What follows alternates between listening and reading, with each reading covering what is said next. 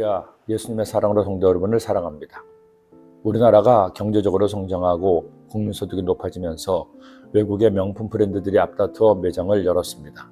이제는 웬만한 백화점의 가장 중요 포인트에는 어김없이 명품 매장이 있죠.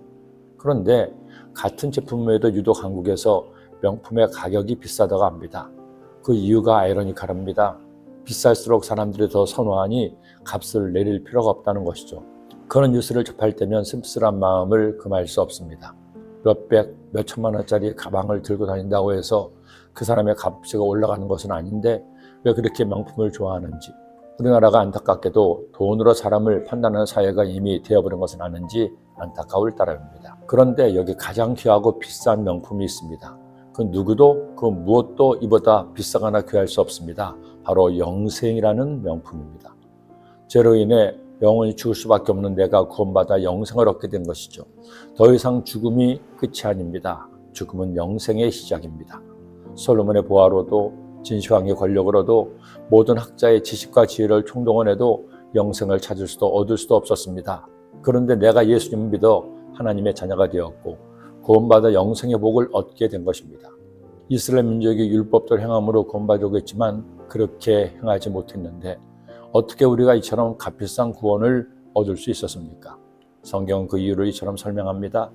모든 사람이 죄를 범하였음에 하나님의 영광에 이르지 못하더니 그리스도 예수 안에는 성령으로 말미암아 하나님의 은혜로 값없이 의롭다 하심을 얻은 자 되었느니라.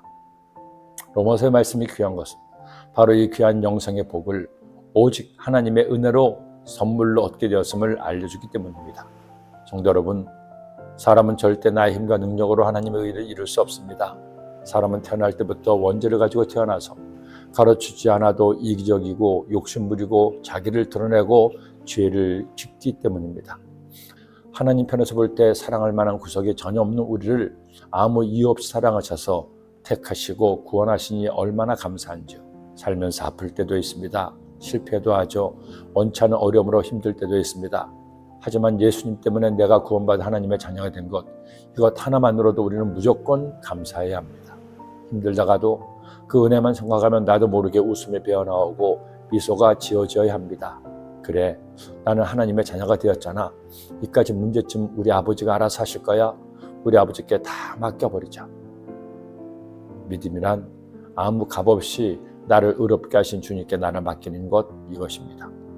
자, 오늘도 이렇게 새날을 선물로 받아 살게 됩니다. 성도 여러분, 이 하루를 주님께 맡겨버립시다. 기도드립니다. 사랑의 주님, 아무 공로도 없고 아무 의로움도 없는 나를 택하여 주님의 자녀 삼아주시고 의인 삼아주시고 영생을 선물로 주시니 감사합니다.